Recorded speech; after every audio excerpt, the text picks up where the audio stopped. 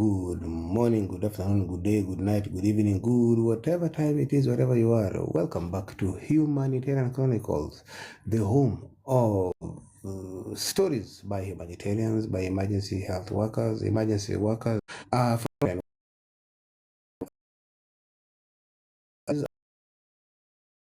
Souls. I'm the regional soul. My name is Dr. Dave Sambler, aka Dr. Dr. Fox. Something I changed somewhere. Welcome to the questions after people keep what regarding day-to-day basis regarding what I'm doing right now. Yes, for those who do not know, my name is Dr. I am stand-up health advocate for people with disabilities. What else am I? A number of things. Anyway, I do quite a number of things, and in the recent days, you may have seen me more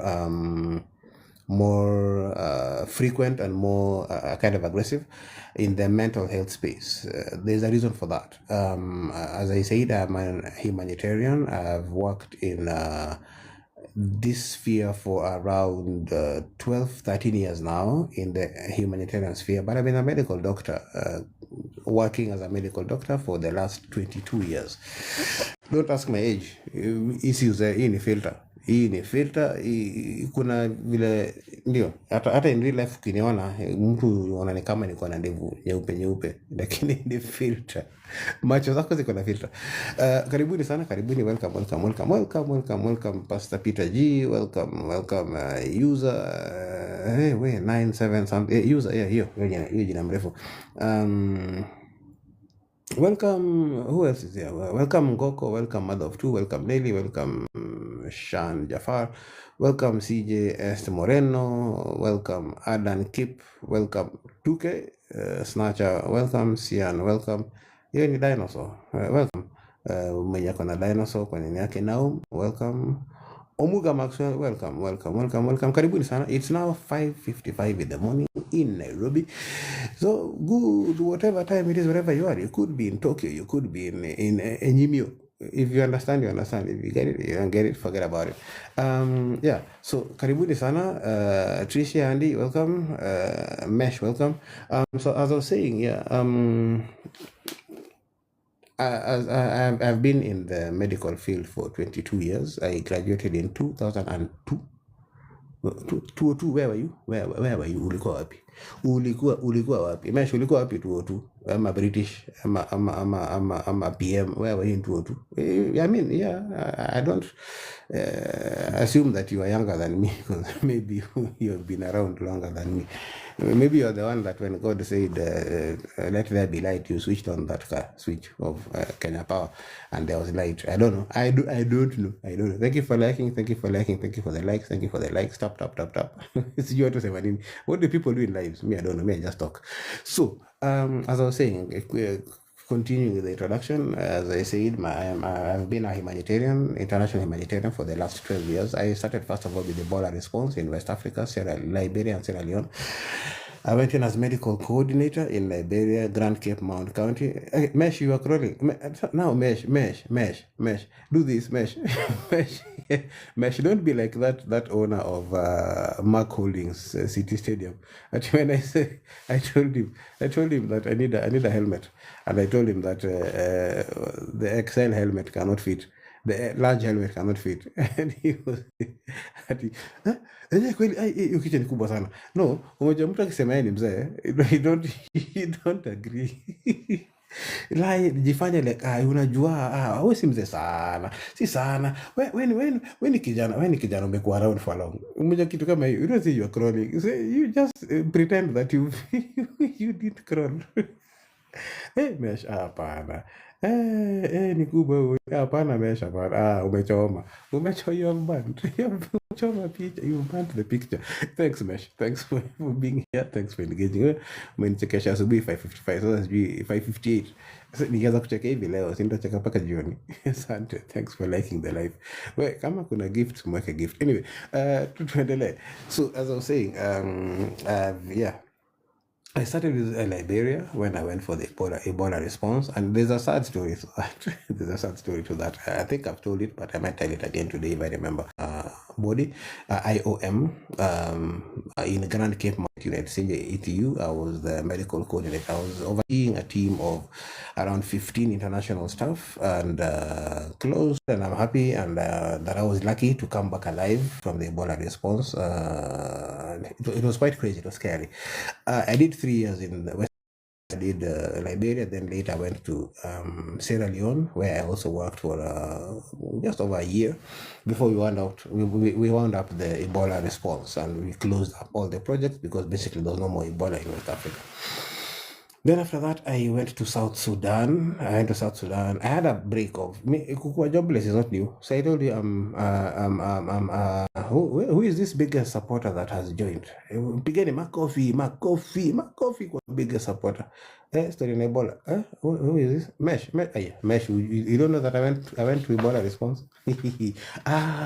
You haven't bought my book. Wait, let me quickly fast forward my introduction so that mujue kunaendaje. Mr. Weissman, karibu sana. So, for Mesh and anybody who's new or anybody who might not know, I wrote a book called Broken Souls, Chronicles of a Humanitarian Health Worker. I don't have a copy here. I would have showed you. But yeah, if you look through my social media, you'll be able to see it. So the book highlights my and the plight of other humanitarians, emergency responder, and frontline workers. The struggles we go through, the masks we have to wear to hide what it is that we are struggling through, to hide the pain, to hide the wounds, to hide the Mesh, yes, you can get it. I'll tell you where to get it. Welcome Joy. Thanks for joining the live. Ni mapema kwani watu walali leo. Are we all night runners? To a night duty.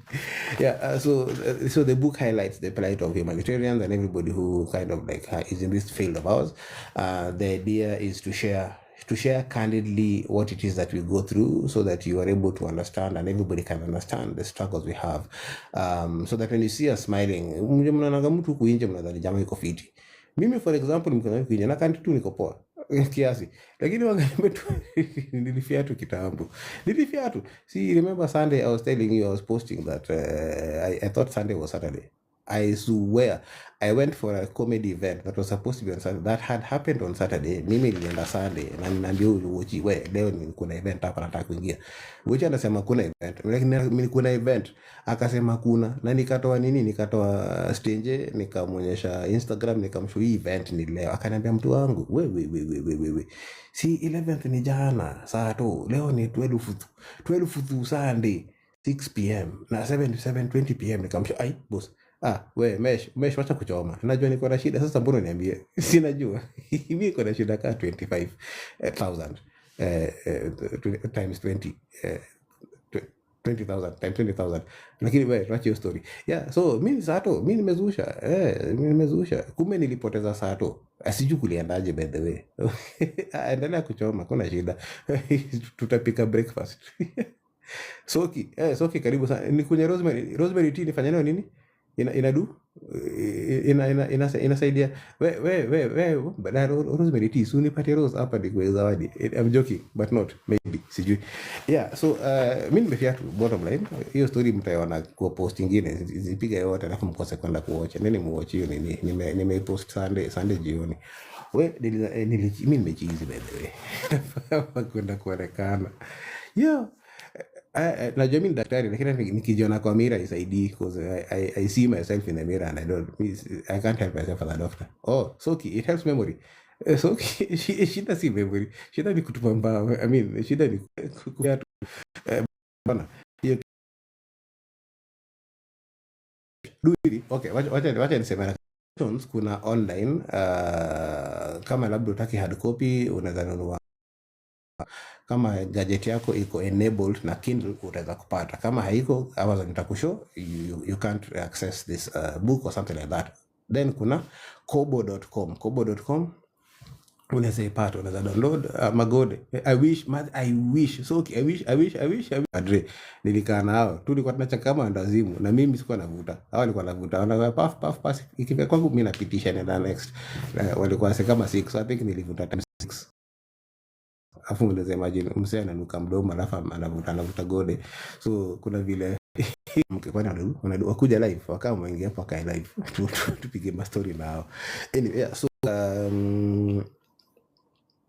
memory si shida. Okay, memory si shida, but pia mjue niko na high blood pressure, niko na cataract, mguu ya right ni fupi, mashida ni mingi tu. Niko 51, I mean niko 20 plus 20 years plus 31 years of experience. Hapa niko 51. Hiyo story ilishanga. Story ya 20 plus 31 ilisha.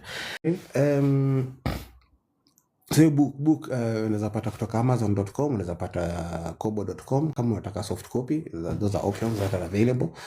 Like it's a bit cheaper Amazon now, because Amazon I think ni $10, kobo.com ni $12 or $15, which is a bit cheaper online. So unaweza enda carol.com, carolbookstore.com, carolbookstore. Unataka soft copy unaweza pata Amazon ama kobo.com. Click utapata, sasa ukisearch utapata. Punguza pressure, punguza sugar. So okay, pressure ni kupunguza salt, by the way. Salt ndio affect sugar sana. Salt ndio affect blood pressure. Sugar ina affect diabetes. So but anyway, ni kweli ukipunguza pia sugar inaweza saidia. Sikunywi sugar mob, by the way. Na nimepunguza vitu kama caffeine, kahawa, ni kama hizo tea kunywangi sana. Nilikuja paka za majirani nikiwa kule. Hiyo story kuko book. Nani mwana book, kama pia kuna mkingia kwa YouTube channel kuna Humanitarian Chronicles podcast pia nimesema. I think nishapigia story ya TI ndio tulikunywaga. Kuna time tulikunywa 13 days non-stop.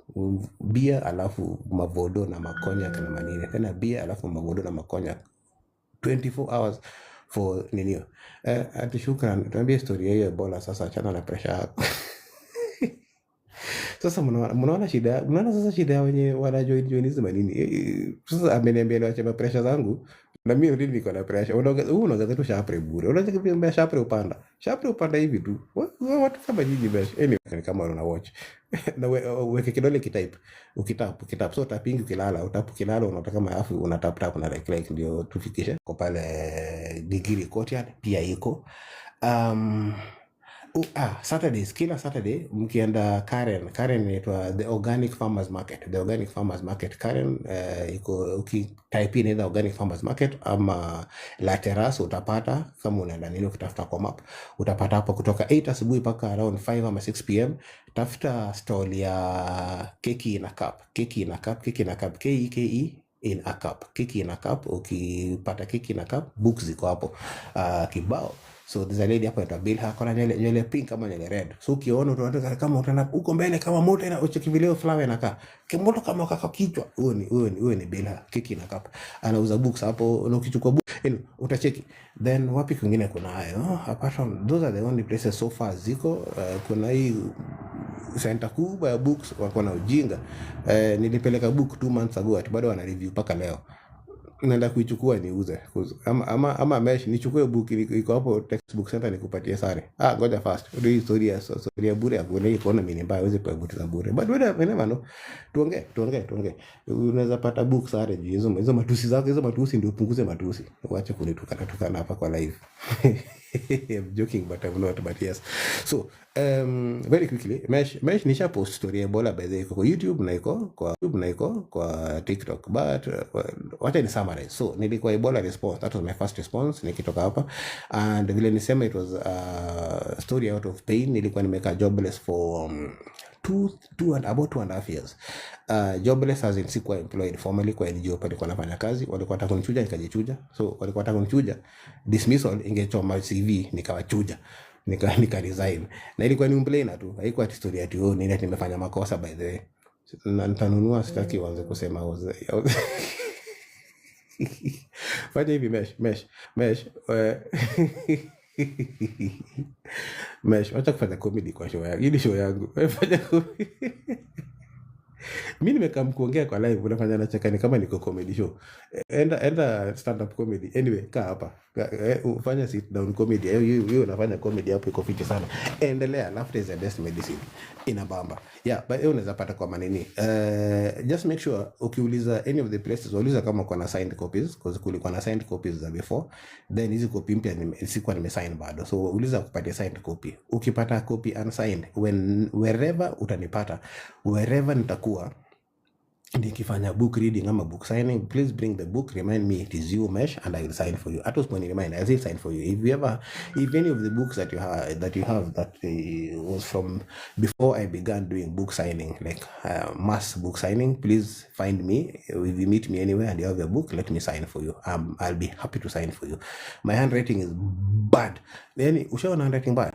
Ile hata pharmacist ushanga boss nini nimeandika hapa ndani, inabidi atume translation. Niko outside the country, that's why nataka Mesh uko Kitengela ama uko Athi River ama uko Kirigiti uko UK uko Kino. Anyway, it's joking. Yeah, but I'm not. So Mesh hiyo ni poa. Yeah, so soft copy utapata kutoka amazon.com ama kobo.com depending on compatibility ya device yako. Thank you so much for joining. Do you mind telling us where you are? It would be good watu wajue in international show. Watu dhani mimi ni tu jamofanya malive hapa dini Kirigiti. Watanauo. Anyway, Mesh, thank you so much for joining from wherever you are. 2,500 likes. Thank you so much everybody. Anajua hizo sana ni za Mesh, but yeah, hizo ni international likes. Itabidi hapa leo nimelipwa na euros ama dollars, vipi na Kenya shillings. But then nimeana so far nimeomoka kwa hizi my TikTok mtu wangu. So far I think niko na 50 cents. 50 cent dollars. I can buy for president saizi. Msiasa na mimi. By the naenda kutenda in my resignation yangu kwa president. I'm going to tender my resignation to become president of Kenya. Because I'm rich, bitch. Anyway, so yeah, Ebola nilienda Ebola, and I said it was out of pain. Nilikuwa nafanya before that charity work yangu inaitwa Check Mtu Yaishi. Check Mtu Yaishi nilikuwa na combine comedy, acting skills zangu na knowledge yangu kama medical doctor, kufanya awareness kuhusu vile watu nyuria wakizaliwa sana wao watu ambao wamezaliwa less ama watu bado wako like in the first week wale wanapata pneumonia, vitu kama hizo. Jua kale kanjeve wakula wakizaliwa. Watu wakizaliwa immediately wa body zao zinashinda kuregulate joto na baridi, so wanapata njeve kwa chest, alafu inawamada. So ilikuwa nafanya hiyo awareness na comedy ni nini stage, vitu kama hizo. Alafu zile ndo tunapata ama zile ndo na changa from my own pocket, mostly from my own pocket. Tunabuy ma heaters, zile ma room heaters, ma space heaters, tuna donate kwa mahosi, alafu watu wanaweza kusaidika. By the time kuna malizeo project in 2 years time, within 2 or 3 years, nilikuwa nimedonate heaters to around 150 health institutions hapa Kenya, mahosi, ma dispensary, ma health center, nilikuwa nimepeleka. Alafu 2 zinaenda paka Zanzibar kuna joto ndio, lakini mtu akizaliwa hiyo the first 2 to 5 minutes hiyo wakizaliwa tu body zao zina struggle kuregulate. So hii hiti wakati kando ya mtu hii imuom kidogo inasaidia teketeke ku regulate joto kwa mwili, alafu anakuwa tu feed. So watu wengi wanakolewa sana na vitu kama hita. So asante sana wewe Mesh una like, thank you so much. I cannot thank you enough. Thank you so much. You're amazing. Yeah, so so kila ni roje. So that's what I was doing, but in the process masos hiyo organization nilikuwa wakaanza kuona umsema zana anaenda teketeke sana maana kwa famous juu ni kwa magazeti juu ya Check Mtu Yaishi. By then nilipata award inaitwa Jubilee Insurance Samaritan Award, JISA or JISA depending on pale umetoka. JISA, Jubilee Insurance Samaritan Award. Hiyo time niliwin juu walichekea msana fanya kazi fiti. By then atumedu comedy tu na nilikuwa kwa magazeti kazi zote mpaka Kenya Times. Nani unajua Kenya Times ni gazeti beze. Kenya Times ni gazeti. Niko pa Kenya Times. See the business unit on all newspapers, niko kwa news, niko nafanya interview kila pale. Nilikuwa nimevuma mbaya. Lakini kwa mkuchu wazikuwa Kichele. Nilikuwa tu famous bila mkuchu. Mtu wangu Kichele ilikuwa 0, lakini nilikuwa famous kidogo nikakula ka depression. So hiyo time nikikuwa nafanya Check Mtu Yaishi nikaingia house helps of nikaingia hapa kule news. Hapo kule news ni iliza House Helps of Kawangware. Hapo ni meet na mmoja wao maakta writer, the main writer wa hiyo show wa hapa kule news, the main writer. Then tukapata na hiyo ubeshte akasikia story yangu, alafu nikajipata niko hapa kule news. Hapa kule news nilikuwa naitwa Dr. Odhiambo ama Engineer Odhiambo, siwezi kumbuka. Nilikuwa na role different. Hapa kule nilikuwa na roles tofauti depending on eneo. Oh, thank you Mesh, thank you so much. So after hapa kule news, mnakumbuka hapa kule news ikiran around 2010 2011 kulikuwa kana ka segment ya Real House Helps of Kawangware. So KTN wakaona mazidi kuina shika mbaya, wasa walikuwa wanapenda hiyo story sana, so wakadecide si mfanye show. Idea ya hapa kule ya House Helps of Kawangware skit yako ka nini, ilikuwa hivi once every week or once every 2 weeks. Ilikuwa idea jamaa yetu Waithaka Mkuria alikuwa ndio producer wa hiyo show, kwa producer and one of the directors. So Waithaka Mkuria ndiye create. Sasa tuko na Waithaka Mkuria baada tunafanya ni Broken Souls, I'll talk about it later. Tuko nayo Broken Souls, Humanitarian Chronicles, ananisaidia sana, is a very awesome guy. So keki in a cup ni busiest, not the cake. Mwenye anapika keki in a cup bila ni Mrs. Waithaka. So they're a wonderful couple, they're wonderful friends of mine, they're really supportive of the movement that I'm putting together. So back to Real Houses of Kawangware. So KTN wakabambika, wakaona marketing zo shoot kabisa hiyo siku kuna Houses of Kawangware hiyo skit. So akasema niaje wasisi musuke kwenye show, ndio tukaanza show. Legacy ya Waithaka inaitambua hiyo in safe hands. Oh Mesh, thank you Mesh. So how do you know Waithaka? Because anybody that knows Waithaka, you need to be shukud. I'm joking. Maybe sijui. Uliza Waithaka nini limfanya Turkana kama unamjua, kama kuna hebu muulize nini limfanya Turkana. Muulize hapa kwa nini, muulize hapa kwa TikTok. Sasa yuko TikTok hapa anajiita producer. Hebu muulize kuliendaje nini muulize nini limkula akiwa Turkana juzi. Tulikuwa Turkana. Anyway, back to the story. Yeah, so KTN waliposema niaje ni wasese musuke kwenye show. Pilot ya kwanza kabisa, the original pilot ni mimi nilikuwa tulifanyanga. Then I think walifanya pilot ya pili because the first one was a bit ilikuwa karibu kwa fans only. No, haikuwa hivyo, but it was a bit raunchy. So wakanisema hii ni ngori sana, hebu tufanye pilot nyingine. So wakafanya pilot ya pili, but anyway, so tulifanya pilot ikashika, wazao kabambika, tukachapa show. So walini bring on kama Baba Boy. So mimi nilikuwa Baba Boy. Mkumbuke ile Baba Boy mwenye alisundanga njambi kwa buti ya gari akamshow hiyo ndio the safest place kwa gari. Kale kaonda CRB Silver. Ama mwenye alikuwa anakanyaga njugu shingo, ama mwenye kuandika brayo kung fu nini. Mimi ndio Baba Boy. Najua ukitoa nywele alafu nikonde utaniona. Niko Baba Boy. Before Baba Boy, by the way, nilikuwa nishakuwa watchman wa Eveready. Mnakumbuka ile watch Eveready akwa na chatochi kwa mtu anaenda home analala, alafu anamkangwani na kamera bike anaambia mdosi aje niko job. Huyo basi. Huyo pia mimi ndio watch wa Eveready. Madingo alikuwa na kama anapata wewe unamulikwa anatoka teke. Mimi ndio huyo watch wa Eveready. Niliambiwa tu simama hapo, create what you want to create. So basically nili create hiyo watch, nika create your advert. Anyway, I'm the Eveready watchman. Hii time nilikuwa nishafuzu kama doki, by the way, nisha graduate na nishakuwa doctor. But yeah, so nimekuwa actor for 30 years. Nimekuwa doctor for 22 years. Nimekuwa humanitarian for 13 years. So kuna vile nimekuwa around 2 mimi sijui nifanye kwa doctor je kwa actor. Nilitandikwa mbwe alichapa ni wacha ujinga kusema nitakuwa actor. Ikabidi nikuwe doctor. So labda nimekuwa doctor. Mimi ni doctor, by the way. Mimi ni doctor. So I'm a dad jokes kibao. Anyway, so karibuni sana everybody. Welcome everybody who's joining. I know you might have joined now, labda hujaona ni aje. So I'm introducing and telling the story of how Broken Souls came about, how Humanitarian Chronicles came about, who I am and stuff like that. So after tumechapa House Helps of Kawangware for some time, ilipata kama pia nafanya check-up to Yaishi, that charitable organization that I was running, tukidonate my equipment kwa maosi crew hiyo nini yote ya House Helps of Kawangware were very supportive. Kila mtu from the director to the writer and the actors walikuwa na piga around na mimi around the country tukipeleka kama hitters.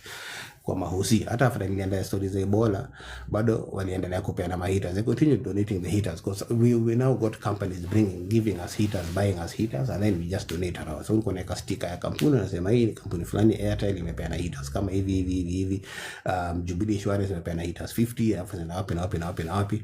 So like UNFCU, Harambee for Africa, is it Harambee for Africa? I think Harambee for Africa walipeana heaters kadhaa from Switzerland kote. Tunabandika nini zao, tunaweka hata msali kwa anapeana heater moja tunaweka bado naweka jina lako na sticker na andika hapo donated by so and so to check and pay issue for this hospital. So everybody mwenye alikuwa na donate anasaidia, we really appreciate. Paka leo we appreciate sana. Najua hizo heaters zilinyuria kitambo. Heaters zoka maybe maximum 3 years lifespan yao because they are very, hizo element wa delicate. Sijakunywa breakfast, mtaachana na mimi, nilikuwa na cataract. Niko pia na cataract. Hii jicho ya left iko na cataract. Utazeeka siku moja utajua. 100 years from now utazeeka. Utajua chenye nilikuwa nalia. Anyway, so napata muscle ball. So yeah, so during your time nilikuwa niko house of Kawangware. Sio kama amke notice baba alikuwa na mama suti, baba alikuwa na gari, alikuwa na CRV, kidogo alikuwa na Noah. So kidogo alikuwa na Noah. So ndio hiyo Noah ikuja nilindonyo gari. Sikuwa nimekanja rent miezi 9. Mimi nilikuwa na bahati bedhe, nilikuwa na land mfiti sana. Lando ndakuwa na yako akunichujanga, nilikuwa na kamsa. Of course nilikuwa na mhepa sasa. Nilikuwa nakuja na mwana kwa diro anakuja. Najifanya si yuko kwa hao nazima stima, nazima TV. Najifanya si yuko. Anagonga mlango anapiga bell. Anasema ana siko kwa mlango anaketeka. Kwa sini nimemwona leo hajatoka. Ama ametoka. Anaketeka. Kwa sini nimemwona leo hajatoka. Ama ametoka. Ama sema yuko kwa nyumba. Nilikuwa nimeenda kwa duka labda sikumwona kama ametoka. Niko kwa nyumba tu nakucheki. Mr. Kitonga, pole. But anyway, I wrote in the book that nilikuwa na kuhepa. Anyway, yeah, so Mr. Kitonga aliamua tu nikaitu kwa hao, nikachapa 9 months kwa nyumba mwenyewe. Nilikuwa na bahati. Sio hakunichuja nini, siku nini. I hope you enjoying the book. Nilimpatia book yake kama zawadi kwa sababu aliniakolea. Anyway, so hiyo time nilikuwa nafanya nini tukampe issue nilisema niliresign nikafanya charity kwa nafanya charity kwa na kichele kabisa nilikuwa nimetumia savings yangu yote nilikuwa na passion. That's why nikaandika the book The Power of Passion book yangu ya first. Hii Broken Souls is the second book. My first book was called The Power of Passion, which was talking about the possibility of combining your talent and your career, your talent and your knowledge, your academic knowledge to do something so that kama uko na talanta iko inasaidia watu sio wewe pekee. Unaingiza kichele lakini kama kipawa. So nilikuwa na ninaandika book The Power of Passion was written about that. Usiliza paliko haiuzwi, it is no longer in production because publisher it didn't bring out the idea that I wanted to. It brought out the idea generally, but alifanya vibaya. So hiyo book ilienda out of production. Chronicles of a Humanitarian Health Worker has a lot of the information from The Power of Passion because that was basically also summarizing that part of my life in a time. Broken Souls summarizes my life now, my 48 years of my life basically. By 51 more content, more information, more stuff, and also updated. Vile mindset yangu ilikuwa. So kama uliwatchigi House of Kawangware, unakumbuka wakati Baba Boy alitoka. Baba Boy ilisemekana ameenda because Baba Boy alikuwa engineer. So ilisemekana Baba Boy engineer ameenda kujenga mahusi za Ebola West Africa, which was partly true because mimi nilikuwa nimeenda Ebola response as a medical doctor. 2014 ilifika. Nilikuwa nimechoka na life. Were you Dead and Juma kwa houses? Hapana, Baba Boy, not Dead and Juma. Baba Boy. Mesh. Unasema nini ya juzi? Maybe unasema nini ya juzi? What is it called? The more recent episodes Houses of Kawangware. Maybe to Houses of Kawangware from season 1. Season 1 ilikuwa season 1 mpaka season 4. Sio tulianza show. So I was Baba Boy. Just look for Baba Boy. Nilikuwa naitwa hivyo. Sikuwa na jina lingine kwa show. Baba Boy. I think Ingeno Diambo. Baba Boy was my name on the show. sikuwa na madridi hiyo time, ile sikuwa na madridi kabisa, nilikuwa nimekonda, mandevu zilikuwa ndogo, nilikuwa daktari ya heshima, sasa hivi mimi nilikuwa daktari na mandhalau. No, sina mandhalau, lakini daktari tu bila mandhalau. Yeah, so around that time I was very depressed. Kwa show watu wakanicheki nakuja, as you're watching, nilikuwa na suti saa zote, nilikuwa na gari, nilikuwa nimeuza, nilikuwa mendonyo CRV, juu sikuwa na kichele, ilibidi nitafute vile nitalipa keja na madeni zingine, so nilindonyo nini CRV, ilikuwa mzee, haikuleta kichele mob, but niliuza nikaanza kununua, nikalipa deni, but keja bado ilikuwa unauza, alafu bado unabaki na deni ya the next month, so bado nilikuwa tuna cycle ya 9 months of arrears za rent, nalipa moja alafu najipata next month sijalipa, so hivyo tu. So by the time baba boy alikuwa ananoa kwa houses of Kangware, yeye ilikuwa ni gari ya production, gari ya kampuni yangu ilikuwa ni shandonyo. So my depression zikaanza kunikula, mashapre zikapanda. My depression ni nini? Nikasema iko atakunyuria by the way, kwa buku utasoma, sitasema kila kitu hapo. Iko atakunyuria, nilikuwa nimechoka, siku manage cheki jamadonzi, hata kunyuria ni shida. Jaribu kujemada hizo jemada, nitafuta namna kujua, hakuna. Ilikataa. Unaweza kuwa failure kwa life, huko failure, upendwi, unawachwa, heartbreak, alafu kujaribu kujinyuria. But then I said ni joke, joke about myself. I don't joke about suicide, I don't joke about stuff za mental health. Hizo ziko na nini zao. So ukiona na joke, mimi na joke story yangu, na joke about my life. I joke about everything in my life. But then nikasema niko na cataract, ni ukweli. Nilidiagnosed 2 weeks ago, akaniambia jicho left niko na kapienga, sio tika kubwa sana. Sasa sioni ama sioni. Anyway, ama nyinde muoni. Yeah, so niko na cataract kwa jicho left. Nikisema ati niko na high blood pressure, ni ukweli. High blood pressure niko nayo, ni diagnosed, hata niko na madawa, nishameza dawa sasa ngware. Inabidi nimeze dawa kila siku for the next 4, but nimemeza dawa say 2 months. So watacheki one kama sharpre imekuja chini, alafu nitaacha dawa. Sasa hizi ni kungori. Nilikuwa karibu kunyuria by the way. Nilikuwa stage 2 high blood pressure. Nilikuwa na chapa 169 over 120. Hiyo somo ni kidogo tu, ningeshuta tu vibaya, mngesikia nimenyuria.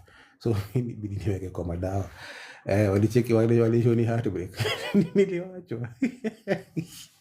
Niwacha mara mbwegze. Wacha mara mbwegze. Yaani bure kabisa pako wacha na watu mbwegze. Niliwacha na mjamo, nikapata mwingine akaniwacha. Boss, we bahati mbaya. Anyway, so that's by the way. But this is a joke. Yeah, so welcome everybody who's here. We're talking about Broken Souls, Chronicles of a Humanitarian Health Worker, the book I wrote, and Broken Souls as a movement, Broken Souls as a mechanism, Broken Souls as a network that we are putting together to be able to support each other as humanitarians, frontline workers, and emergency responders, because we need a lot of mental health support and we are not getting it as is required. There is no proactive system available. So back to how I got to Ebola. So I was done and I wanted to die. So I tried committing suicide or tried to find a way to get myself by other people. Did not work. So I thought, I had cried. I went back when I didn't succeed in getting myself out of this this tax-paying world of yours.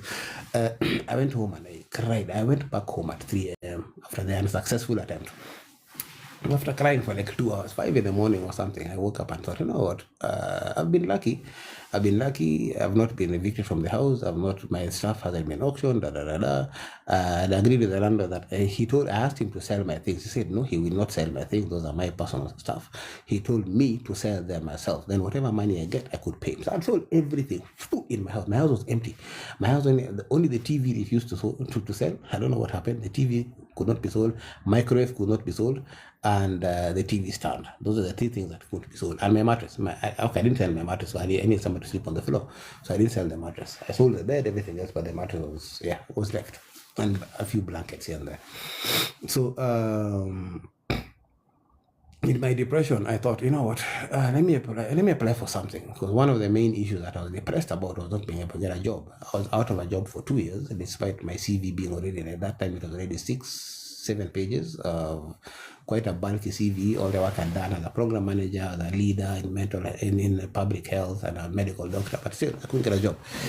I will revisit the show. Umenipea morali ya kuwatch tena. Thank you very much. Thank you so much, man. Please revisit from season 1. Watch from season 1 because I think I'm in episode 1 and then all the way to season 4 after now Baba Boy left, when I left for Ebola response.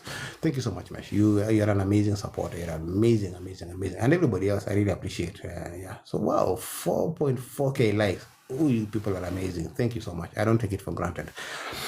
And I'll have to log off in about 45 minutes because I have to drive all the way to Siaya, see some people, then drive back to Kisumu, meet some other people, and then yeah, I'll let you know how those meetings go because they're working on something big. As I said, working on something big. I'll talk about this thing behind me in a short while. So yeah, I left and went for I had to go somewhere, so I applied for Ebola jobs. I just went on to Googled Ebola response jobs, and I applied for anything that was remotely clinical, even if it was a cleaner in a health facility. I was applying that time. So of course you remember Ebola in West Africa 2014 to 2017. So that was 2014, around maybe August-ish there is when I was making the application. So I applied not less than 150 times. I was just applying for anything that I could find. And there were jobs there, and they were like, yeah, if you are selected or whatever, shortlisted, you need to be able to deploy within 24 to 48 hours. I was ready to go. Now, what I have never told people, I think I mentioned it once recently, what I never told people, and wrote in the book, is that I was on a suicide mission. I was going because I knew that the Ebola death rates were so high. Mortality rate for Ebola is 80%. 80% death rate. That's what it was then. Maybe now with the vaccine it is less.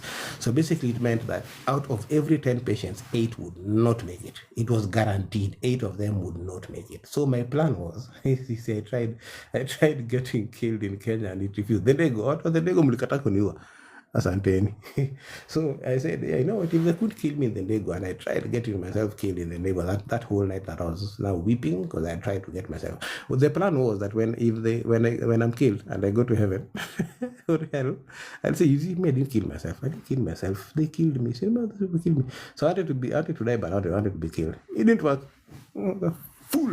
Anyway, even death rejected me. Nime rejectiwa kwa mapenzi, nime rejectiwa na kifo. Wow, you know how bad it has to be that even death rejects you.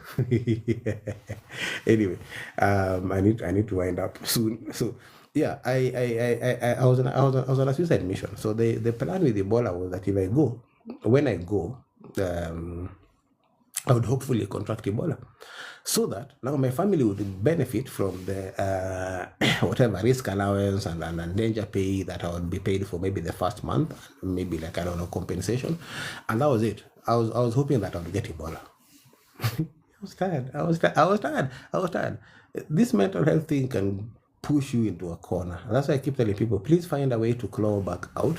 Please find a way to get support. Please find someone to help you stand strong. Please find a way to move back away from the edge of the cliff before you jump over, before you fall over, before you tip over. Please find a way to get away from the precipice. That one. Before you tip over.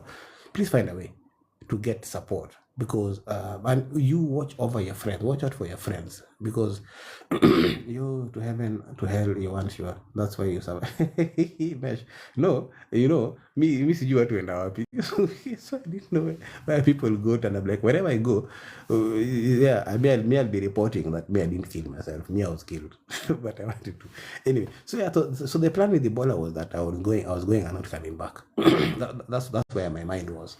Because around that time, before I went for the Ebola response, many health workers had succumbed to the virus. And unfortunately, of course, some people were killed, some staff were killed by communities, because the communities did not understand what was happening. And so they saw these people coming in an ambulance, coming at full speed, getting out, and they were dressed in yellow, big things, in masks, and all that, wearing, I don't know, things on their backs. They thought they were aliens to come in to kill them. They killed the staff. They killed international staff. Very unfortunate. I needed those. There wasn't enough prior community engagement and community awareness. That's something that I now pushed when I went in as a medical coordinator. I insisted that we do a lot of community awareness and community engagement. So I personally went around talking to the imams, the pastors, the youth groups, the women groups, the leaders in the community, so that they understood what it is we're doing. I brought them into a Ebola treatment unit before we began seeing patients when it was still cold. Cold unit is basically where the Ebola treatment unit is not yet functioning. There has been no single patient. A hot unit, the moment one patient enters that Ebola treatment, it is hot and it is now unsafe. Green zone, where the doctors are, medical staff and the staff, is the only safe place. The red zone, where the patients are, the side of where the wards are, was no longer accessible unless you were in full gear. So I brought in the people, showed them everything, and they were very clear. Man, that's passionate. Thank you so much, Mesh. Thank you so much. And fearfulness. Passion and fearfulness. When the screws here, you do tinkly, and you hear things falling apart like spoons are falling. Yeah. Oh, no, I'm joking, but I'm not. But maybe. But yeah. No, it takes a lot. It takes a lot, and it's very difficult and traumatizing sometimes. So I was going on a suicide mission. I didn't plan to come back. I didn't think I would come back to Kenya alive. Fearfulness. Thank you. Yeah, fearfulness. It's a word now. It's a word. It's a whole like psychological terminology as of today. Yeah. So thank you, Mesh, for helping to bring the dictionary to an update. Fearfulness. Well, yeah, I need new friends. I'll go to toy market and buy new ones. Kuna vile. The ones I have now are fearful also. So the Ebola response idea was for me not to come back. And I went and I came back. You see how I am. That refused. Ebola refused to catch me. He was like, ew, brother, ew. So Ebola refused also. Ebola is the fella people telling me things. Anyway, yeah. That's among other things. So after Ebola response, go read the book, go look on YouTube, Humanitarian Chronicles. You can check out the website humanitarianchronicles.com. That's a website, and other social medias. So there's a QR code. And you can't see it in full there, but yeah, my link tree is in the description of my TikTok, all my social medias. The link tree there, you'll be able to access everywhere that I am at the moment, from to all my social media handles and channels and stuff like that. So YouTube, Instagram, TikTok, Facebook, Twitch, all those are on the link in the link tree. So when you tap the link tree or you scan the QR code, you'll be able to see it. Bookmarks are there, so everybody will be getting a bookmark. I'll talk about this very quickly before I wind up. I have a few more minutes to go. 5 months between West Africa and South Sudan. Then I got a job in South Sudan. I did South Sudan for 6 years. South Sudan is not the easiest place. There's no active war right now, but there's always something boiling under the surface. Thank you so much, Mesh. Thank you. I really appreciate it. I don't know if it's confidence or fearfulness. It could be one of those two. Confidence or fearfulness or both. You never know. You've seen someone who has fearful. They're very confident when they're saying the wrong thing. That one is also possible. Or when they're going goo gaga. Cheesy and the same you remember, like I told you, I was confidently going for a Saturday show on Sunday, and I was confident. I even showed the guy. I took out my phone, went to Instagram, tapped the post, and it was written there nicely, 11th Saturday, 7 p.m. And I looked at it and I read there, and I showed the watchman, and he's on like, boss, leo si Saturday, leo ni Sunday, hii show ilikuwa jana. I was like, ngoja first, one of us is not well, and I don't think it is me. Then I realized, fearfulness, feartustication. Anyway, so came from Ebola. All fearfulness people are always confident. You can't Mesh, we agreed. Always confident. Yes, fearfulness and confidence go in the same sentence and the same person. Asante sana. You see, you're a psychologist. I told you that when I come for these lives and I do my podcast, that you are the therapist, I am the therapistee. This is why I'm doing therapy. Me, I don't go to psychologist. I tried once. They chokora my brain. I was more traumatized. Nikawachana na nikasema sirudi tena. Sirudi. I tell people to go to psychologist. Me, I can't. No, I need to start, by the way. I need to go because after I missed the whole day. Nikubaya. Anyway, so I told you I left Ebola response 5 months out of a job. Then eventually went to South Sudan. Did 6 years in South Sudan. After South Sudan, I went to Sudan briefly in 2022, September to December 2022. I left for good reasons. December 2022, I was back home.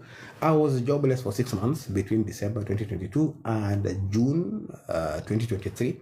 So in these times, you remember how the war started in Sudan, and things were crazy, and I showing on the news, and I remember showing my children and my family. That was our office, where you see people are shooting and shooting the building. That's our office was. Oh, that's our apartment. I could actually see the buildings where I had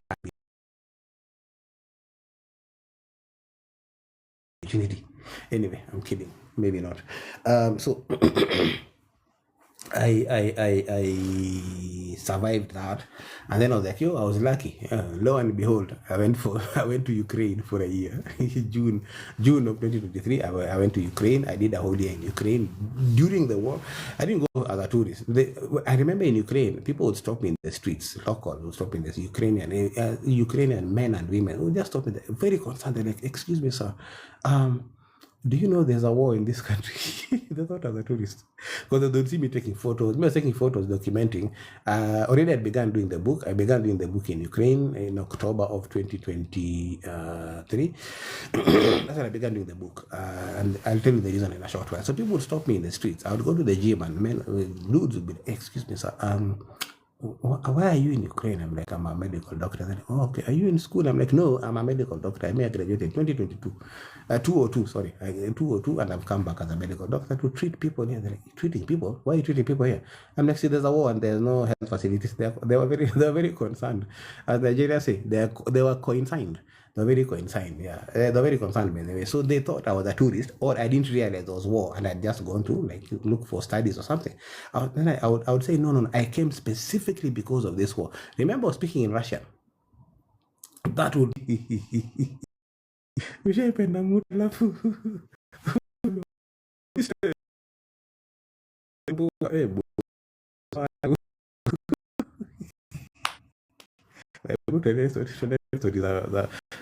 trauma is better than heartbreak. Anyway, so let's be serious. Let's be serious. Mesh, be serious. What are jokes? What are jokes? Yeah. Anyway, so what was I saying? No, you see how I forget things. Someone said I should drink what? Rosemary. What is rosemary now? I don't drink rosemary. I try the rosemary. Where? Mesh, that craving is good. That craving is very good. Enda tu nunue. Ingia tu Amazon.com. Yeah. Broken Souls Chronicles by Humanitarian Health Water. David Osambla. Found myself in Ukraine. People were very happy to have me there. They were very shocked that I was there speaking their language. I would go to villages, Ukondani, where they'd never seen a black person, and they'd be like, yo. And so they'd be asking my Ukrainian colleagues to ask if they could take a photo with me. So you see me now. And that time I was like about 89, 92 to 92 kilograms of lean muscle. More in a gym, I think. More in a gym. That time I was huge. I was muscular. Vizuri. Saini ni tudogo. Hakuna kichwa hapo. Nothing. So I was muscular. And then looked like a TV actor.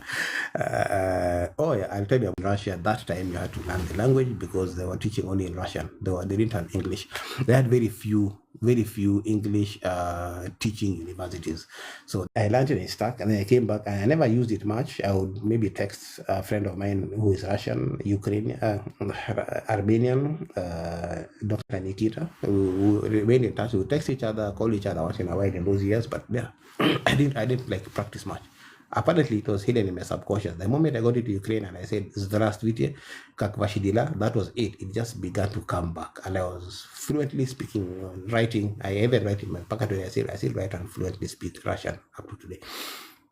So people, women and children would come because most men had either gone to war or had tried to escape during the early days of the war. So it was mostly women and children you'd find remaining there. Mama, show, and young women, and of course children. Thank you, Mesh, for engaging and staying on.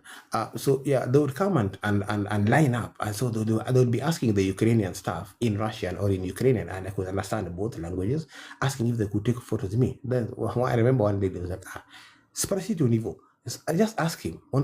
Part of the treatment was taking photos with me. So they would line up and take, and then we would do a group photo. So there are many people there with photos of me standing in among them, between them. Some people just took photos and took to their daughters. Because anyway, I'm sorry for another. And one day I might tell that story. Those two stories I might tell them one day or 2 days. I don't know.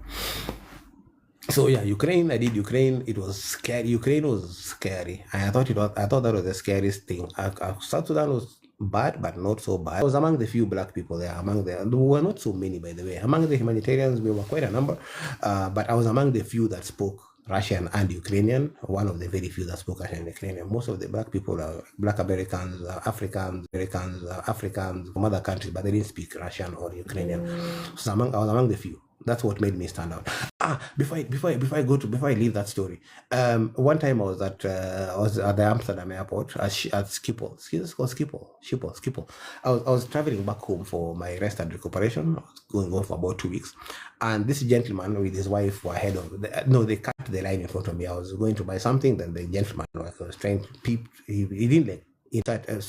Because my Ukrainian was not very fluent, I was perfectly fluent, I would say, in Russian. Diaku is also thank you in Ukrainian. And then he walked away to his wife. Then he came back and we began now speaking. He's like, yeah, so how do you know Russian? I'm like, yeah, I was there. I studied medicine in Russia, graduated in 2002. I left and went to Africa for the last 20 years or so. And then I've come back, 22 years I've come back now to support the people of Ukraine. So the reason I said that statement in that particular way was because there seemed to be a concern having an African, a Kenyan speaking fluent Russian going into Ukraine to provide medical support, because that looked like I was a spy. And I remember the first day I got onto the train from Poland, Krakow, going to not Krakow, sorry. What's the name of that place? Oh my gosh, I've forgotten the place. It's a long name. Anyway, the border at the passport control, I spoke in Russian to the person who was like checking me. So I could see they were shocked. Because anytime, I think most of the people who had gone in, black Americans, white Americans, foreigners who had gone into support, were speaking in English. So they knew some English, so they speak in English. Then I'm here, I'm like, Ukraine, Pamagat, Ludi. I was in the cabin alone for the first 8 hours. It was a 16-hour train ride for the first 8 hours. So this gentleman walked in and closed the door. A random person who was not supposed to be in that cabin. My neighbor came in 8 hours later. This guy walked in and closed the door, and I'm like, okay, is this the day that they take me out? Am I going to die now? They won't kill me. Oga, you won't kill me. You won't finish me, oh. Oga, please. I know they do something. Of course, they would be shocked. Yeah, so the guy grilled me for a good 3 hours. He would ask questions. What's your name? Where are you from? How do you know Russian? Where did you study? Which university? What did you graduate in? How long have you been doing? He asked me questions, and then eventually he was asking me to diagnose his mother by virtue of what he was saying. I think he was now trying to test if I'm an actual doctor. And you could see that he was processing this information and agreeing and realizing, enyewe huyu jamaa ana ubaya. I didn't offer him Coca-Cola, because I only had soft drinks. I offered him Coca-Cola. He said no, you don't want to drink. By the end of the 3 hours, he was like, okay, now I can drink. He actually said, now I can drink. And he took the soda. He took a glass of soda. He grilled me. He asked me every single thing. And that's when in my mind I was telling myself, yo. And as we were talking, he kept asking, do you have friends in Russia? Do you have this? Do you still know people there? As we were talking, I opened my phone and I had WhatsApp messages with the 2-3 friends that I said in Russia. I deleted all of them and deleted the names. No, the names are there, but I deleted the messages, in case they were to check my phone and see I was still communicating, because then that would give them an indication that maybe I'm spying for Russia. It was scary. And that was the first time I was entering Ukraine by train. Ukraine airspace is closed, so you can't fly in, so you have to get to the nearest border, and then it was in Russian. Yes, we were speaking in Russian with the guy. And then you take a train. So the trains sometimes go up to 36 hours, depending on which route they follow. Sometimes the shortest, I think, train ride is 12 hours. Most of them sometimes, because of cost and stuff like that. And even the 12-hour trains, you get them they get booked very fast. So it's easier. Oh, my life is telling me that I need to confirm that I am here. So let me do that. I think I'm verified. It didn't see mesh. All this like 6.4k likes, and this live is asking me if I'm still around. Kwani, am I not active? Are you not active? Are we not? Are we no we? Are you no we? Are we no you? Anyway, yeah, so the guy grilled me, and then eventually he was satisfied that, you know what, so that's when I coined. I took off my messages. He was satisfied I'm not a spy. And then that's when I coined. In my mind, I was coining it. I was in Russia.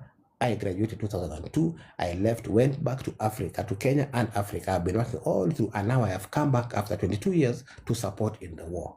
So that's a statement I had to put every single time I was introducing myself, especially government officials, government or police. I had to say that exact same statement. F umse anadu anataka andai umse sini ile kambi ingine. And then the moment I would now say that statement, I'll be like, okay, you see them relaxed, and then they begin talking to me. So this gentleman is like, yeah, it's crazy, Mesh.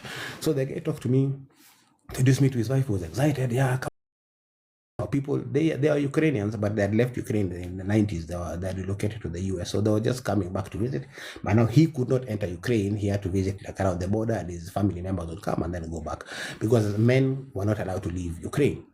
For example, in Ukraine, the men cannot leave. So if it's a humanitarian or a frontline worker or an emergency responder inside Ukraine who is a local and a man, if he doesn't get mental health support there, they get depressed, and a lot of them have committed suicide because they have nowhere to go. They have no one to talk to. They have nowhere to run to.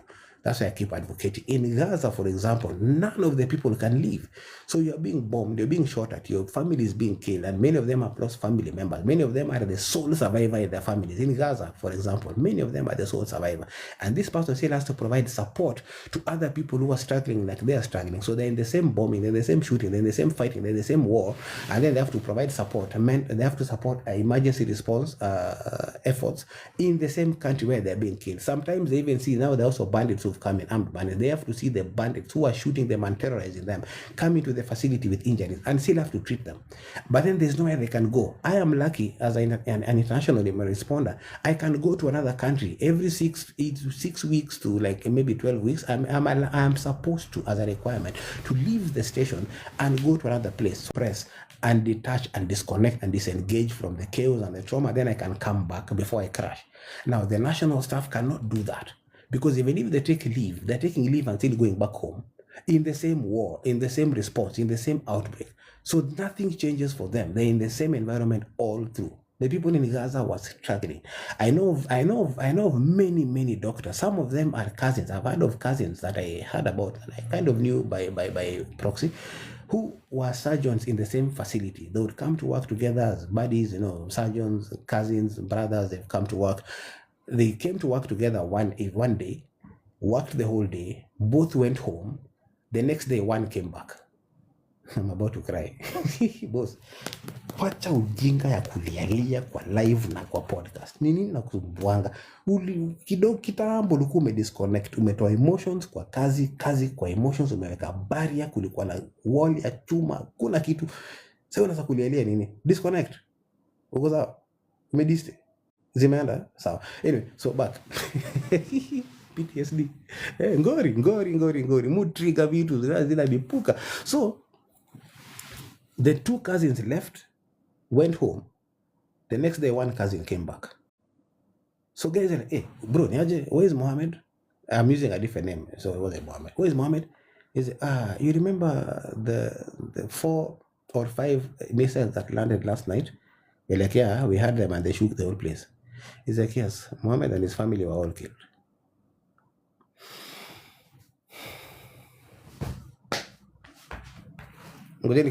I'm not crying. Somebody is cutting onions downstairs. Somebody is cutting onions. Shit. Yeah, he's like, yeah. He's gone. So you ask him, bro, you lost your cousin. Why are you here? He's like, what am I supposed to do? We already buried the whole family. So what do I do at home?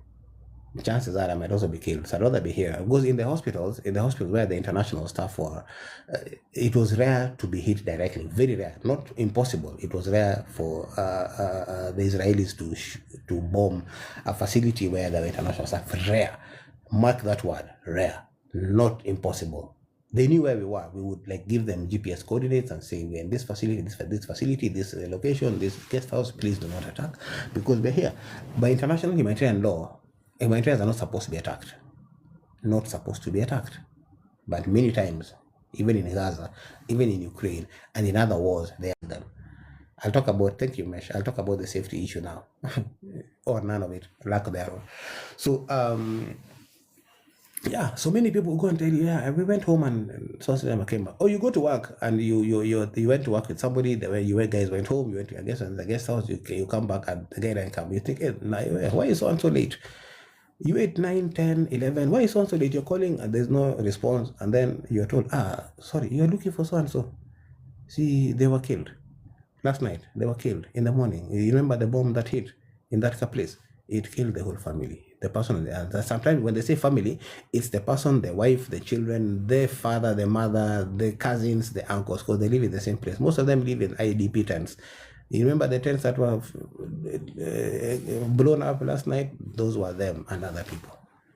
We have lost stuff to in the wars. Why is you doing that? We are about to talk about that. Why are you flashing me out? But not yet time. Relax. Yeah, so it's crazy. So these national staff have nowhere to go. They need mental health support even more than I do. Because when I go and disconnect and disengage and decompress, I'm with my family, I'm with my loved ones, I'm able to, like kind of disconnect from the whole thing. I still have trauma and PTSD, and I'll probably go back. Oscar, thank you so much on Itugi TV. Thank you so much, sir. Thank you, Oscar. I really appreciate Oscar OCS. Thank you so much. I appreciate so much that you watched and you remember. People watched that 7-hour interview, and I am amazed that people had the time and had the patience and had the heart to watch and remember. It is amazing. I'm really, really humbled. I don't take it for granted. There's nothing special about me, and people still watch. Thank you so much. Thank you. I appreciate. Don't make me emotional damage. Yeah. So it's crazy. National staff have it harder than us. Way harder than us. So I mean it's insane, and that's what I'm pushing for. That's what Broken Souls is pushing for, and I'll talk about this one very shortly. I knew the question before he even asked it. He asked it. I knew I'd been asked many times. I'll talk about safety. Yes, I haven't forgotten Nani. I haven't forgotten Mesh. I'll talk about safety just now, or lack thereof. So the guy was like, I need to ask you, and then I'm like, yeah, ask. I know, but I just ask. He was like, I was very surprised that you looking like you are. I'm like, looking like what? He said, you're obviously not Ukrainian, you're obviously not Russian, you're a black African. How I had to study in Russia. Now it's a make a voiceover. Okay, so thanks, you are a very happy man indeed. The story flows like red wine and so. Thank you so much. You think I'm happy? I'm broken. To listen to it's called fiatness. My fiatness is high. My fiatuistic abilities are very high. But thank you so much. That's how I cope. I cope by doing jokes. I cope by making people laugh. I cope by laughing at my trauma. That's how I survive. That's how my sanity remains, whatever it is. Even TikTok knows that I'm supposed to talk about this. So yeah, it's the guy was like, yeah, you are obviously not Ukrainian, you're always not Russian, you're always not one of us. You're a black African. I told him, yes, I know. And then I told him, yeah, I did medicine in Russia and blah blah blah blah, all that garagaria that I tell people. He was amazed. And that was funny for me, but it was also really cool that somebody, he acknowledged. He wasn't being racist, he wasn't being nasty, he was just being honest, which is true because many people are very shocked when I'm in those countries speaking their language. Or I go to Gaza, they were like, yeah, many Muslim Islam countries flew again. You can see. Thank you, TikTok, for removing me from the live. So, Mesh, finally, before I now talk about this, as we wind up the show, the live, safety. So, by international humanitarian law, we should not be attacked. We should not be touched. We should not be hit in any way because we are supposed to help everybody. We are impartial. We are independent. However, let me just wind up with me. It was an amazing show. I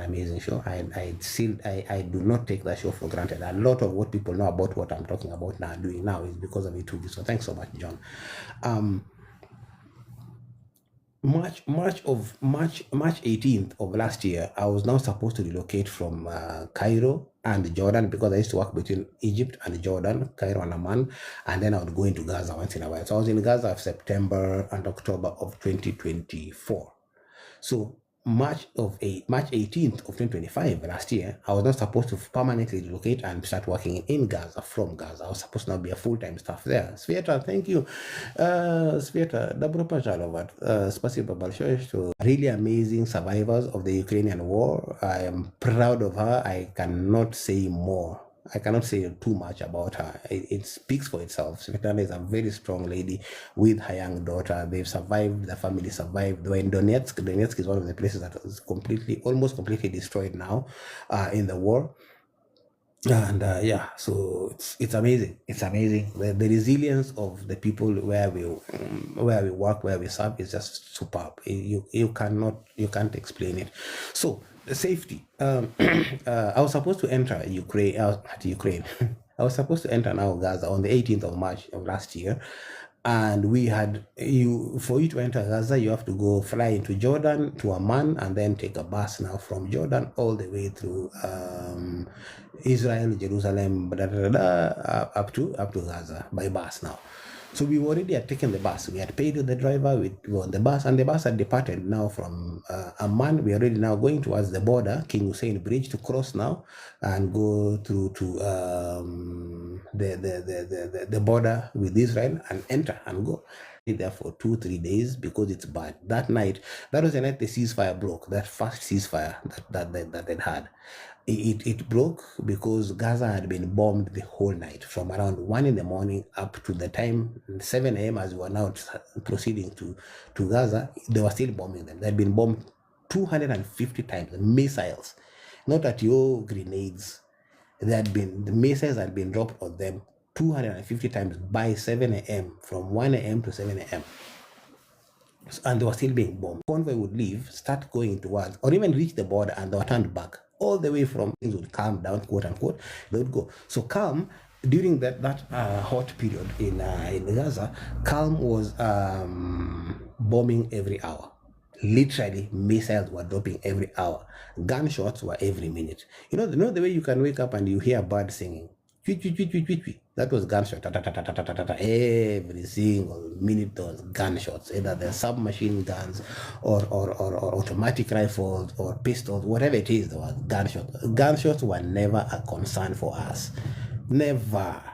The concern was that thing that would shake you to the core and shake the whole building, and chandeliers were shaking and cups and spoons were falling from the shelves. That's what was concerning in Gaza. Not that gunshots are not bad. We're no longer moved by gunshots. We were moved by missiles. The reason I'm awake, I've been awake from around 4 a.m. today, which is good. I slept longer. Usually I wake up at 3 a.m. So Gaza, the bombing was every hour. Missile drops every hour. Drones 24 hours a day. Quadcopters 24 hours a day. So there's always some noise that didn't allow you to rest. Every single moment there was some noise, buzzing sound, very loud buzzing sound from the drones and quadcopters. Then there's always a missile passing overhead, like every 20 minutes. But every hour there was a bomb. Now 3 a.m. every morning, they would intensify the missile attacks. So 3 a.m. every morning you had to wake up. That's why from 2024 October to this day, October 2024 to this day, every morning 3 a.m. I'm awake.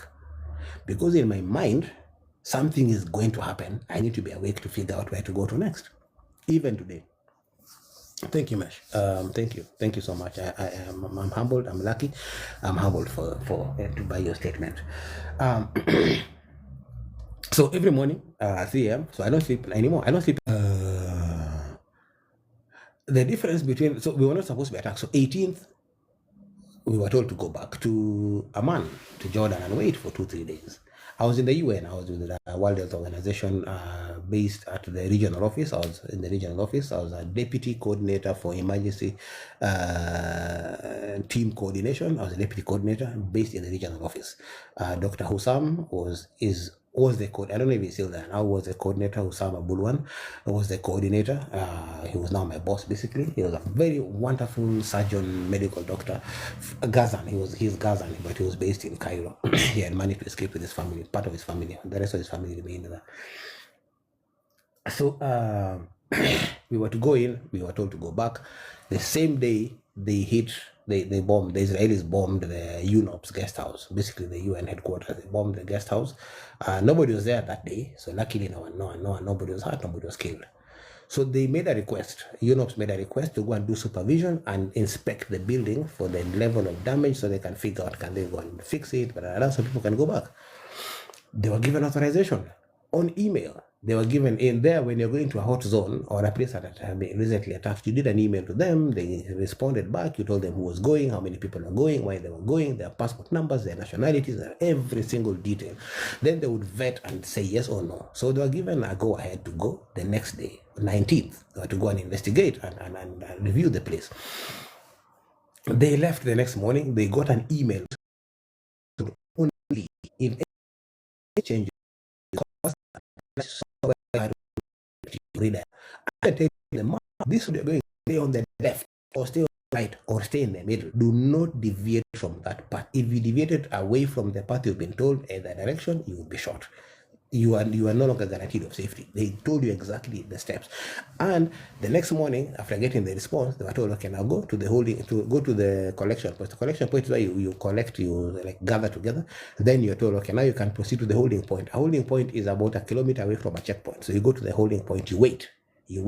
Then they call you and tell you, now you can go to the checkpoint where they now do the security check, they allow you to go, or they tell you to go back. They went through every single step. They went to the holding point, waited. They were told, now go to the checkpoint, they wait. This is United Nations, international staff, 5 or 6 staff. United Nations international staff who should not be attacked by international humanitarian law, should not be attacked, must not be attacked. The story continues. They went to the checkpoint. They were given authorization. They proceeded. There's a drone 24 hours. This drone sees exactly every move you make. Ukishoot vibaya, the drone will know. Okay, so you come and shoot what I but they will know. Anywhere you go, they will know. Anything outside of a building, they will know. The quadcopters see you, they mark your face, they know. They know, my friend, they know. They know. So these guys went all the way to the guest house and they were being tracked. You told stop, move, stop, move. Get there. They're like, safe, okay, go in. They went into the building. They got there, they called, confirmed. The drones are seeing you, but you still have to call and confirm. They confirmed, we are in the building, we are going in now, we need 2 hours or whatever time, we'll be out in that time. They went into the building. I think 5 or 6 staff. While they were there, half an hour later, missile hit the building as they were inside, and then come out after 2 hours or whatever time. They have called, they have been told, yes, we know you're there, we can see you. They were hit the first time. Hit the second time by missile, not by stone, not the first time, and then the report went or hit the second time. As there had been, people are reporting you're hitting a building with people inside. Yeah, that's how bad it was. This is 19th of March 2025. I was supposed to enter 18th of March. So I mean, a man waiting to be told it's cool, you can go back. Then we are getting reports they've hit the guest house and they're hitting international staff. So hit them twice, killed one on the spot. The other 4 or 5 critically injured, and now they have to evacuate them. So it took another like 4 or 5 hours for them to evacuate it, because again, you know your staff has been hit, you know your staff have been killed. You can't just rush there to go and get them. No, you have to now get permission, send an email, let them know you've hit our people, we need to go and save them. Then they review, then they get back to you, they say yes or no. Then now you go, if they say yes, and you get them out. No matter how bad it is, you cannot move until you get authorization in writing with a route and a map, and you've been told go this direction, and you still have to go to the holding point and you wait, then to the checkpoint and you wait, then now you can go and you go. They say stop, move, stop, move. You get the people, say we've got them, now we need to go back. They said okay, now go to the holding point, stop, wait, checkpoint, stop, wait, now move, stop. 19th of March 2025. So then the UN was like, wait a minute, they've attacked the UN and they've killed one of us and they've critically injured some of us. Something is amiss. So the UN had two options: leave the country completely, which then meant they might not be able to go back, or reduce the staff. They took the second option. They say they're reducing staff by 25%. So what did that mean? 25% or 33%, I can't remember, by significantly. That meant all the UN entities had to reduce their staff by 25%. So the only option was those who had not entered like us do not enter. Those who, and this decision was made like a week after. So I've been waiting in Amman, waiting a week. They told, but both ways in here, you can't go back. You go back to Cairo, you can't enter, go back to Cairo. So we're told, okay, sorry, bye. Yeah, so those who haven't entered do not enter. Those who are in but are scheduled to go for leave are supposed to go for leave, so go for leave immediately. Those who are in and can work from home, again, like finance, procurement, like do not have to do hands-on work like doctors, can leave, should leave. So that's how they reduced the number. I know, yeah, Mesh, I know, it's crazy. So that's how I never entered Gaza to work there permanently. But eventually now also Trump came along and rendered jobless, and I've been out. I've been out from August, went to the UK to my family, my children, came back to Kenya in January of this year. So safety, at least there was a siren, an air raid alert before missiles hit, or at least after they hit. You knew something was coming, or something was about to happen, or something had happened. In Ukraine, there were bunkers in the buildings or along the roads, and you could escape. Go to the bunker and hide. In Gaza, when the bomb hits and you're alive, there's no bunker to go to. It is there. The bunker is you. You shitting on yourself, peeing on yourself, that is your bunker. And you wait for the next one and hope you hear the next one. That's why one of my bookmarks says, if the bomb was meant to kill you, you would not have had it. That came from a quote someone told me when we were attacked by armed bandits on the way to Moyale many years ago, 2005. We were attacked and I was traumatized. They were shooting at us, and I would hear the gunshot and see the bullets hitting the sand next to me as we're running in the bush away from whatever, and I was traumatized for like several months. I was telling this policeman friend of mine, I'm like, oh dude, man, I can't cope. I'm sleeping at night and hearing gunshots. He was like, bro, if you hear it's true, because I've never tried. I've tried dying. I've tried dying, but I didn't succeed. I was rejected in love, rejected by death. Yo, Mr. Sympathy, by the way. I was left. So yeah. So in Gaza, you when you hear the boop, when you hear it, you just check, are all my holes the same holes I had when I before they hit? You're like, okay, I'm alive or I'm dead. I don't know. Maybe I died. That's the safety. That's the safety. The safety. Every link that you can access me by, including WhatsApp, the website, the Humanitarian Chronicles, a podcast, social media, you'll find all that there. Please engage. Please chat. I will respond. I might take like a day. Sometimes I'm driving. Sometimes I'm working. Soon I'll be deploying again. Is a flyer you'll be seeing moving around. You see this flyer flying around. I came up with this tagline, 3 T's, tackling trauma together, because Broken Souls is basically about broken souls finding each other, broken souls connecting with each other like a puzzle. The puzzles you have to put the pieces together to get a whole good picture. That's what I'm trying to put together. That's what we are putting. Have some people on board, different working to kind of like make sure that we're able to push this movement and this network in the right direction. The concept is this: we want to make sure that every humanitarian frontline worker, emergency responder, as number one, our first line target audience, every humanitarian, every emergency worker, every frontline worker has access to mental health support.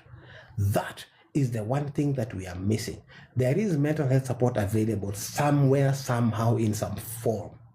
Some organizations do a good job. Some, very few. Majority of them, even the it's not proactive psychologists you go to, and they're training. They're doing a good job training, but they're supposed to be there to be able to talk to you when you need them to talk to you. So why are they not there? Fuckery if they're not implemented. Let's be honest. So we're going to put a system that is proactive, where we have a network of psychologists, mental health specialists, psychiatrists, whoever it is, counselors available to support people before they go into semester. They can text, they can have those people supporting them and having them have their back all the time. And post-mission debriefing, have an expert available to talk to them. It's going to be a holistic package, because you know there are people who are spiritually inclined and need that spiritual kind of support. We'll have a holistic package, but we will have experts who are trained on mental health issues be our first line of defense. Somebody asked me, Victor Ngoshi asked me about 2 weeks ago when I was speaking at Imo East in Karen. He asked me, you guys are the last line of defense in medicine.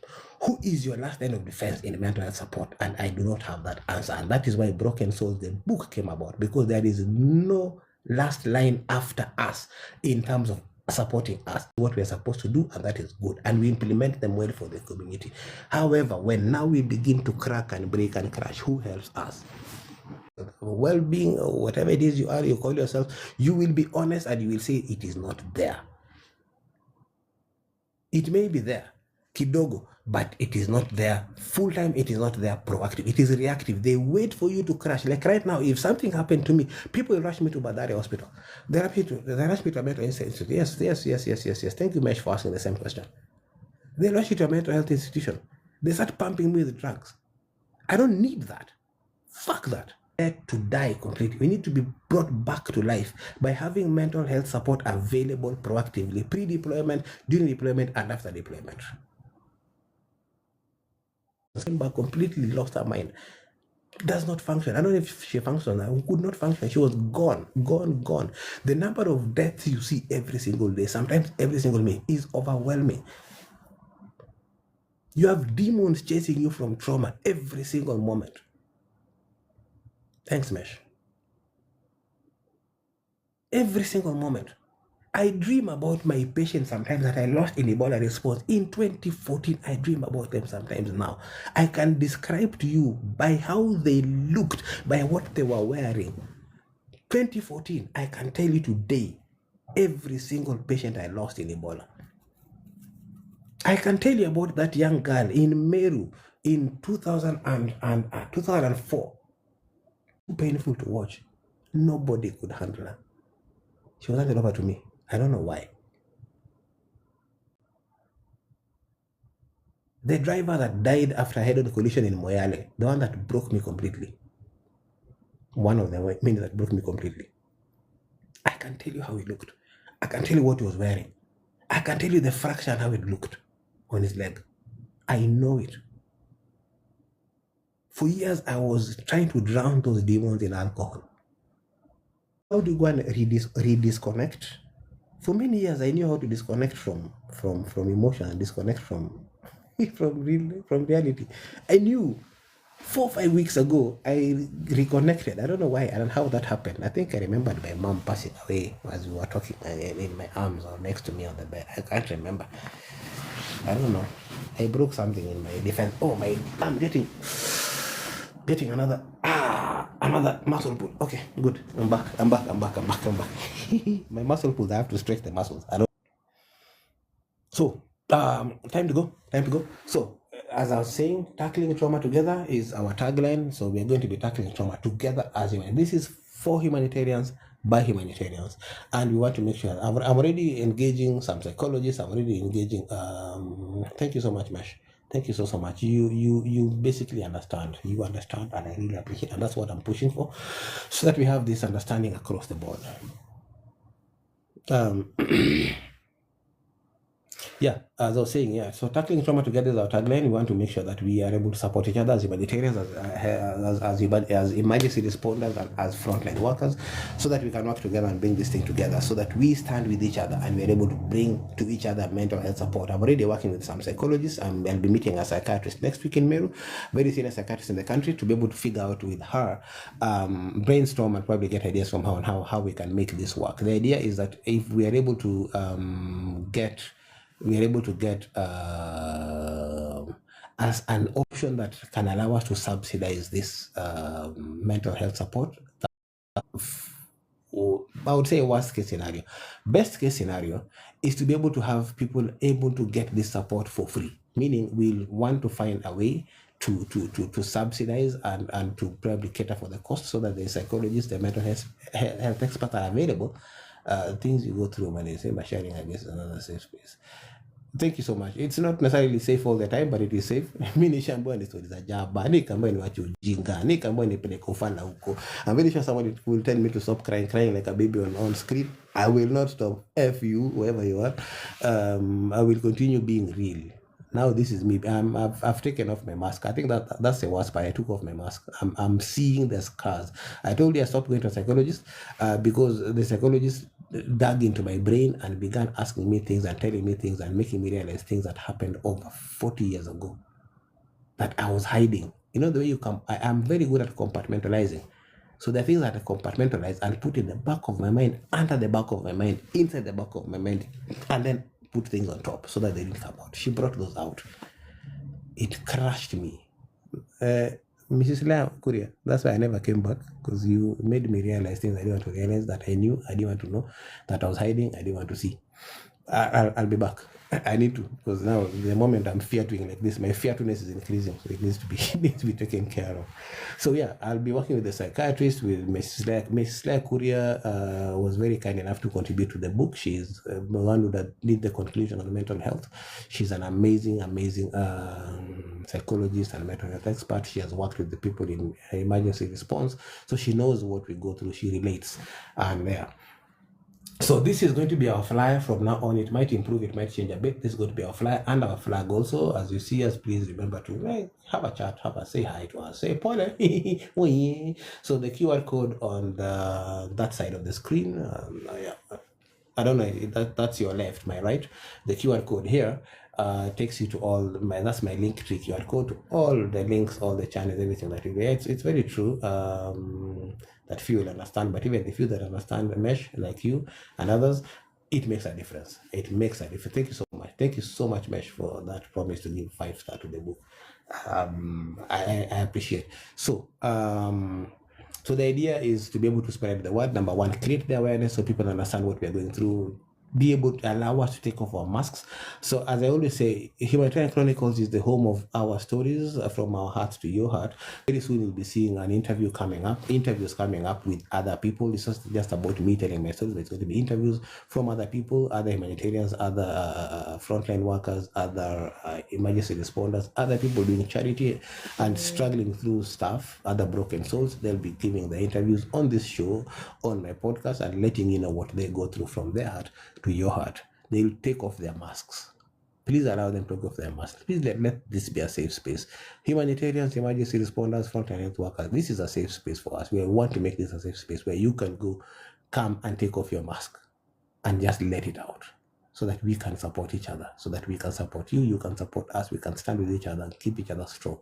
That's the whole idea of Humanitarian Chronicles, the whole idea of Broken Soul, the whole idea of this movement we want to put together so that we can tackle trauma together.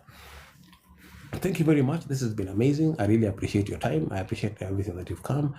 Yes, Amesh, I'll make you aware of all the future projects and will support you. I am a biker, so I want to just finalize by saying this. I want to thank a few people who have been very, very supportive, who have stood by me all through, and now in this particular season that I am in, this new season where I'm crying, but also putting things together now for Broken Souls and Humanitarian Chronicles. They've been standing with me. Gladys Wasambla, my elder sister, who paid for my medical school. She never knew I'd become a Rasta.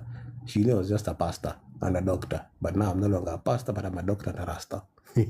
And I love pasta, the dish. So Gladys, thank you so much. You've been amazing. You've been awesome. I've talked about Gladys in comedy shows. I've talked about it in the book, and I'm in love with my sister. Marcia, my younger sister, 3 years younger than me, so she's not young. She's young and younger. Marcia, thank you so much. You've stood with me all through. Marcia, mystery mesh. Me do them say, yeah, I'm that person. Yeah, Marcia stood by me. Marcia only paid for my pre-internship exam when basically people had given up on me and I passed. I didn't tell anybody that I passed apart from Marcia. And then I told them when I was doing my internship, 6 months later, I'm like, but I'm a doctor. I mean, I was a doctor already. I'd already qualified, but now going for internship was the thing that was the problem because I'd failed miserably in the first exam. That story has been told. It's on my social media. It's in the book also. So please read and follow me and look at the podcast and my things. Not my things. These are my things. I've already posted those. Yeah, but then, oh yeah, Osami study. Grab a copy of the book and have a coffee as you enjoy it. Hey, keki in a cup. So grab a copy, have a coffee, and have a keki in a cup. Kabisa. Yes. I'm fooling around. I'm winding up and I'm starting to, and even internet is going away. Yo, in Aisha too. I need to just, this Wi-Fi is not doing any Wi-Fi here. It's complaining. Yeah. So thanks to Marcia, thanks to Gladys, thanks to Angel, Kathy, and Joe, my babies, Angel, Kathy, and Joe. Thank you so much, Angel, Kathy, and Joe. These three are amazing. Therefore, I missed them. I miss you guys. Miss you so much. Yeah, but yeah, these are amazing. I'm very amazing. Good. Wadhaka Mukuria, Mesh, you said, Wadhaka Mukuria has stood. Wadhaka Mukuria saw this vision even before I saw it, of what it is that we can do.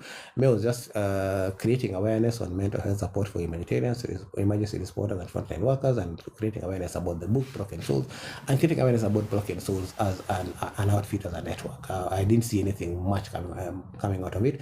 I did, but I didn't see me being the one who is at the front line. Fortunately or not, I am.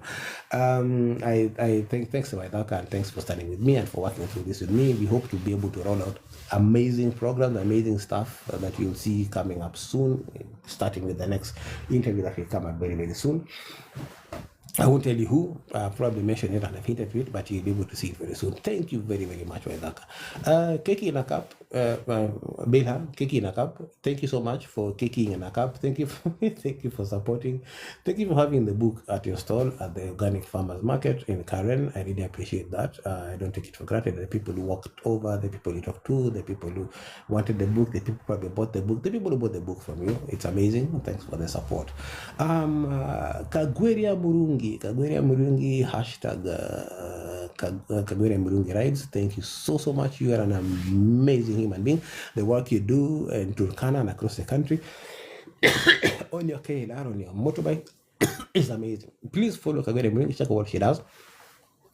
She will inspire. She's a force to reckon with.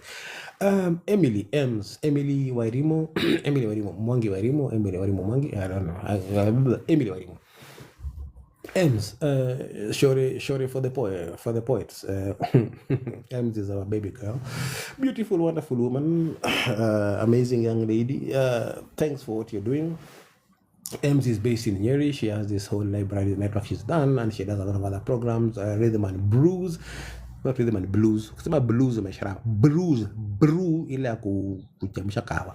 Rhythm and blues, she does that. She does coffee and poetry. She does many other things. Also a biker, an amazing, wonderful, beautiful lady. Kagweria na Ems wana compete kwa urembo, sitasema nene amenibamba zaidi, sitaki vita.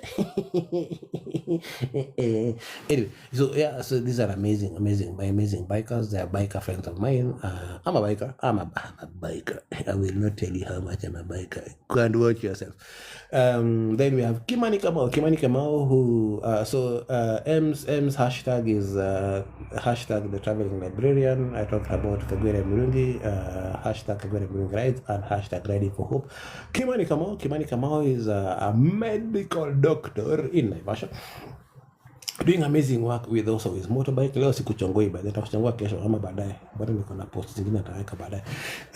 So Kimani Kamau is an amazing medical doctor. He rides around the country creating awareness about pediatric cancer, childhood cancer, and of course trying to raise funds for that and raise support for that. An amazing gentleman. Also follow him, check out his stuff. Hashtag Ready for Hope. Awesome fellow. So we work with these four. I work with these four. So Wedaka Mukuria, Kagwere Murungi, Emily Wairimo, and Kimani Kamau. So far, this is the core 5 that we are in. We call ourselves humanitarian pickists. Not humanitarian. There I'm saying it. That's the way you say it. Humanitarian pickists. I came up with that because fairtuism is high. Anyway, so are you? Yes, I am on Instagram. Mesh, go to the description. Go to the description of my TikTok. You'll find a link tree. Click the link tree. You'll find all the links there. So Instagram, TikTok, Facebook, Twitch, even the website and WhatsApp, they're all there. So if you click the link to the link tree, I'll probably have to put it up and post it again so that people can see it. Or if you find the QR code to the link tree, scan it, you'll be able to see it. Cheers. Cheers, man. I appreciate you've been here, you've stuck with me, you've cried with me, or laughed at me crying. I don't know which you did. Why is this fully here standing? Keep doing things there on top of my head. Anyway, now what are they saying? The standing hairs threw me off. Yeah. So this is an amazing group that we're working with. So each one of us does our own thing in our own way, but we have discovered we were drawn together by our brokenness. Each one is a broken soul. Each one has a story, and each one of them will be interviewed on Broken Souls on Humanitarian Chronicles. Each one of them. I hope they'll accept. One of them has accepted. We've done the interview. We are going to work with the others, including with Nakamukure. We will interview each one so they can tell us their story from their hearts to your heart. Humanitarian Chronicles is the home of humanitarian stories, frontline worker stories, emergency responder stories. That was the first thing I talked about. The second line that we'll be looking to support is anybody who will need mental health support, anybody, because we are struggling. Family members of humanitarians, frontline workers, and emergency responders will be supported. Legend, thank you so much. Thank you, Thmesh. Thank you so much for sticking on. I'm just winding up also so that I can also go and do other things. I really appreciate. I cannot take for granted. Kabisa. You are amazing. And everybody who's been here. Cheers. Everybody who's been here, thank you so much for standing with me, for standing with us, for supporting us, for supporting me. My mouth keeps drying up. I haven't had anything since I began doing this live, and I haven't taken breakfast. So, last but not least, as I was saying, we do the work we do together. Each one of us has a separate kind of line, but we come working together as broken souls. We work together to piece everything together so that we are able to fight, tackling trauma together. We want to tackle trauma together. So we'll be having a lot of interviews coming lined up so that it's not just my stories you're hearing. I want to get you bored. There are people with more stuff that you've never heard, or you've heard but you didn't imagine actually done by human beings, to human beings, by human beings. You will hear a lot more than that. Everybody, thank you so much. I appreciate your time. Remember, Humanitarian Chronicles is the home of humanitarian stories. Broken Souls is basically us, you and me, but I am brokenest of the broken souls. I'm the OG broken soul. So I'm happy to be able to share my story and cry here so you can see that people can cry. People need to cry. People need to let out the emotions. I cry more when I'm offline, by the way. Peace, Jogol. Peace. Thank you so much. So I need to go. Have a wonderful day. Have a wonderful week ahead. We'll catch up later. I'll update you now. Nikitoka hapa naenda kula breakfast and paka Siaya, hoping that the car did not decide to not wake up in the morning. They do that. Kafuzi sukai ulale bana. Nini nasumbua? Ai. Anyway, yeah. So sorry, I have issues in the morning. Allergies in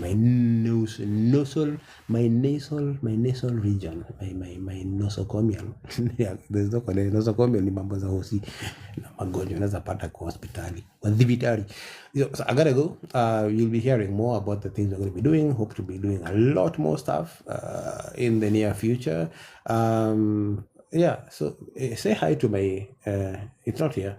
If you there's a post I talked about my storm, my what's it called, my silent storm, my it's called what's the other name? The other name is Mushuto Kimia. Mushuto M Shu SHOE and TOE Mushuto Kimia, or a power bank.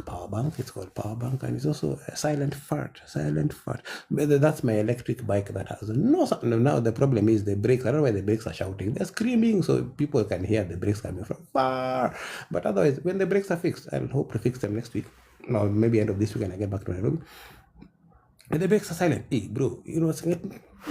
And then something has passed you, and you know they are silent, lethal fart just hits you. That's how that bike overtakes you. It's called storm. But it's so silent. You're like, what the F? What the F just happened? What the F? Anyway, people, thank you so much. Thank you, fellow broken souls. I really appreciate your time. If you're not broken, good for you. If you're broken, yeah, join us. We'll walk through it together. We need to help fix each other, tackling trauma together.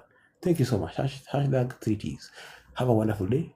Adios. Rasta Dog out.